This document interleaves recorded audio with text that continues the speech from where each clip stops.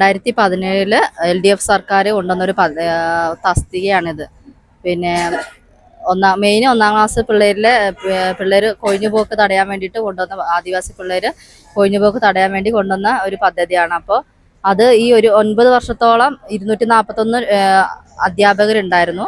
ഇപ്പോൾ ഈ പുതിയ സർക്കാർ വന്നതിന് ശേഷം ഇപ്പോൾ ആ തസ്തിക തന്നെ പിന്നെ പുതിയ ഇന്റർവ്യൂ നടത്തി പഴയുള്ള ആൾക്കാരെ പിരിച്ചുവിട്ടിട്ടാണ് അവരിപ്പോൾ പുതിയ ഇന്റർവ്യൂ നടത്തുന്നത്.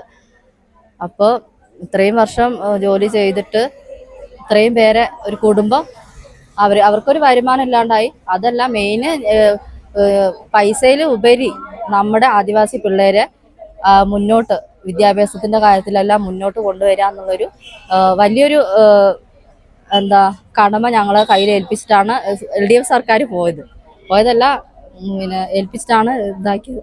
അപ്പോൾ ഇനിയിപ്പോൾ ഈ വർഷം ഇനിയുള്ള ദിവസങ്ങളിൽ ചിലപ്പോൾ ഞങ്ങളുടെ പിള്ളേര് കോളനികളിലുള്ള പിള്ളേര് സ്കൂളിലേക്ക് എത്തിയിട്ട് പോലും ഉണ്ടാവില്ല. ജീവിത സാഹചര്യം അതൊക്കെ എന്താ പറയാ, ബുദ്ധിമുട്ട് തന്നെയാണ്. ഇപ്പൊ നിയമനം വന്നിട്ടുണ്ട്, പക്ഷെ പഴയവരെ നിലനിർത്തിക്കൊണ്ട് പുതിയ ഇന്റർവ്യൂ നടത്തുന്നതായിരിക്കും നല്ലത്. ഞങ്ങളുടെ 9 വർഷം അവരെ എക്സ്പീരിയൻസ്, അവർ അത്രയും വർഷം പോലെ ഏജ് ഓവർ ആയവരൊക്കെ ഉണ്ട്. അപ്പൊ അവർക്ക് ഇനി മുന്നോട്ട് PSC എഴുതാനും ശ്രമിക്കാനൊന്നും പറ്റൂല പരീക്ഷ. അപ്പൊ ഞങ്ങളെ നിലനിർത്തിക്കൊണ്ട് പുതിയ ആൾക്കാരെ എടുത്ത് ഞങ്ങൾക്ക് വിരോധമല്ല, ഇന്റർവ്യൂ നടത്തിക്കോട്ടെ.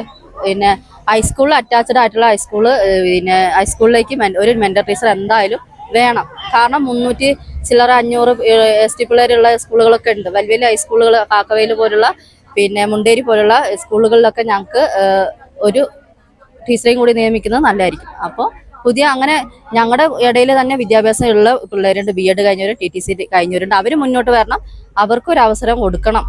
പക്ഷെ ഞങ്ങളെ നിലനിർത്തണം, അതേ ഞങ്ങൾക്ക് പറയാനുള്ളൂ, വേറെ ഒന്നുമില്ല. അതെ, മുകളിലുള്ളവർക്ക് പറ്റില്ല. അതെ അതെ അതെ അത് പറയാന്ന് വെച്ച് കഴിഞ്ഞാൽ നമ്മൾ 2017 തൊട്ട് നമ്മളെ ഇതേപോലെ തന്നെ പരീക്ഷ ഇന്റർവ്യൂ എല്ലാം ചെയ്ത് ഇവിടെ വെച്ച് തന്നെയായിരുന്നു, സിവിലിൽ വെച്ച് തന്നെയായിരുന്നു നമുക്ക് ഇന്റർവ്യൂ എല്ലാം നടത്തിയതിന് ശേഷമാണ് നമ്മളെ എടുത്തത്. അപ്പം ആ 2017 ശേഷം നമ്മളെ കുട്ടികളെ നമ്മളൊരു ഒരു നമ്മളെ കൊണ്ട് എത്രത്തോളം അവർക്ക് ചെയ്യാൻ പറ്റുമോ അത്രയും നമ്മൾ ചെയ്തുകൊണ്ട് നമ്മളെ സ്വന്തം മക്കളെ സ്നേഹിക്കുന്നതിനേക്കാളും നമ്മളെ കുടുംബത്തെ സ്നേഹിക്കുന്നതിനേക്കാളും നമ്മളെ മക്കളെ ചേർത്ത് നിർത്തിയാണ് ഈ 9 കൊല്ലം പൂർത്തിയായി. ഇത് 10ാമത്തെ കൊല്ലം തുടങ്ങി. ഇത്ര കാര്യങ്ങൾ ഞങ്ങൾ നല്ല വൃത്തിയോടുകൂടി നല്ല സന്തോഷത്തോടു കൂടിയാണ്. 750 രൂപയാണ് ഞങ്ങൾക്ക് കിട്ടുന്ന വരുമാനം, ഒരു ദിവസത്തെ വരുമാനം. അപ്പൊ ആ പൈസ പോലും ഞങ്ങൾ വകവെക്കാതെ കുട്ടികൾക്കുള്ള ആധാർ എടുക്കാൻ പോകണം. അവർക്ക് ചിലപ്പോൾ ജനന സർട്ടിഫിക്കറ്റ് ഉണ്ടാവില്ല, അത് ശരിയാക്കണം. അതുപോലെ തന്നെ ബാങ്ക് പാസ്ബുക്ക്, ഇങ്ങനെയുള്ള എല്ലാ കാര്യത്തിനും നമ്മൾ കുട്ടികളെയും കൂട്ടി രക്ഷിതാക്കളെയും കൂട്ടി അവർക്ക് വേണ്ട കാര്യങ്ങളെല്ലാം നമ്മൾ ചെയ്തു കൊടുക്കുന്നുണ്ട്. ഇവർക്ക് എന്തെങ്കിലും അതുപോലെ തന്നെ കായികപരമായിട്ടുള്ള മത്സരങ്ങളിൽ എന്ത് തന്നെ ആയിക്കോട്ടെ, സ്കൂളിൽ നടക്കുന്ന എല്ലാ പരിപാടിയും എല്ലാ ആക്ടിവിറ്റികളിലും നമ്മുടെ സാന്നിധ്യത്തോടു കൂടി നമ്മളെ കുട്ടികളെ മാറ്റി നിർത്താതെ അവരെ എങ്ങനെ മുൻനിരയിലേക്ക് എത്തിക്കാം, അവർക്ക് എന്തൊക്കെ നല്ല പദ്ധതികൾ കൊടുത്തിട്ട് നമുക്ക് എങ്ങനെ അവരെ മുന്നോട്ട് എത്തിക്കാമെന്ന് മാത്രമേ ഞങ്ങൾ ചിന്തിച്ചിട്ടുള്ളൂ. അതിനുവേണ്ടി മാത്രമേ ഞങ്ങൾ പരിശ്രമിച്ചിട്ടുള്ളൂ. അതിന്റെ ഫലമായിട്ടാണ് ഞാൻ പിലാക്കാവ് സ്കൂളിലാണ് വർക്ക് ചെയ്യുന്നത്. അപ്പം ഇത് മാരിക എന്ന ഒരു സമ്പൂർണ്ണ ഗോത്ര പുസ്തകം, ഈ പുസ്തകം ഫുള്ളും നമ്മൾ എന്താ ചെയ്തിട്ടുള്ളത്, നമ്മുടെ കുട്ടികളുടെ കലാപരമായ കഴിവുകൾ അവരെ പിന്നെ സൃഷ്ടികളാക്കി വാങ്ങിക്കൊണ്ട് നിങ്ങൾക്ക് കാണാം, സൃഷ്ടികളാക്കി വാങ്ങിക്കൊണ്ട് ചെയ്ത പുസ്തകമാണ്.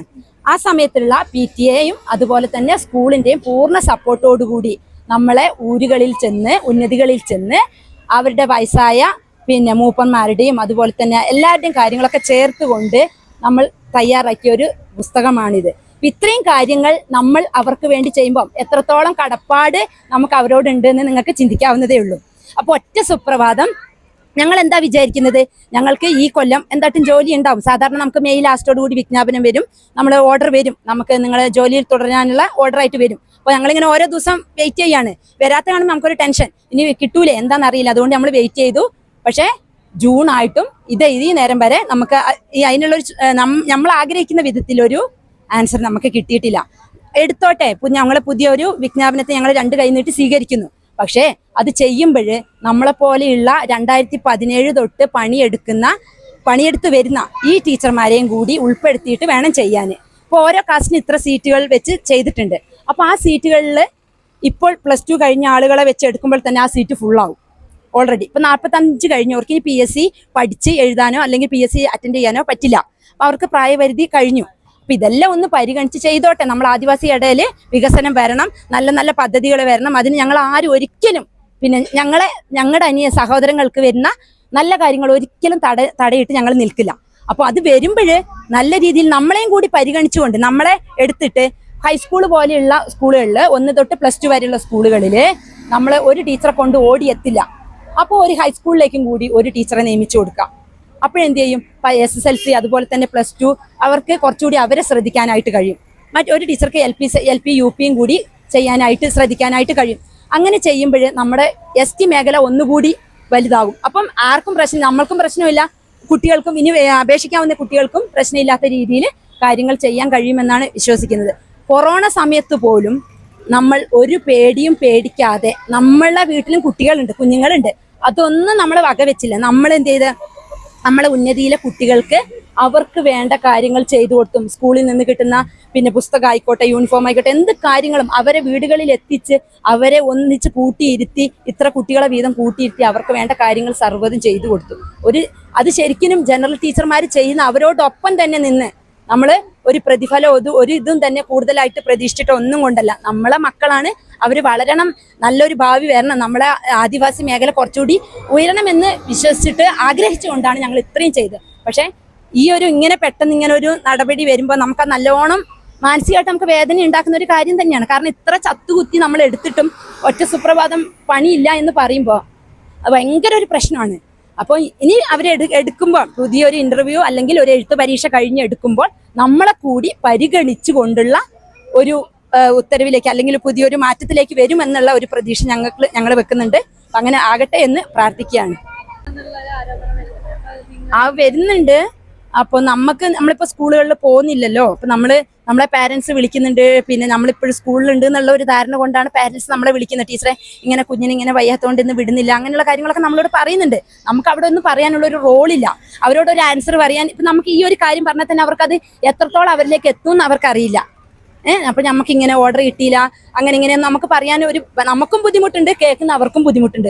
കുട്ടികളെ പോവാത്ത കേസൊക്കെ നമ്മളോട് പറയുന്നുണ്ട്, കുട്ടി പോയിട്ടില്ല, അങ്ങനെയൊക്കെ രക്ഷിതാക്കൾ നമ്മളെ കാണുമ്പോൾ പറയുന്നുണ്ട്. പക്ഷെ നമുക്കൊന്നും ചെയ്യാൻ പറ്റാത്ത ഒരു ദയനീയമായ നോക്കി നിൽക്കേണ്ട ഒരു സ്ഥിതിയാണ് നമുക്ക് വരുന്നത് ഇപ്പോൾ.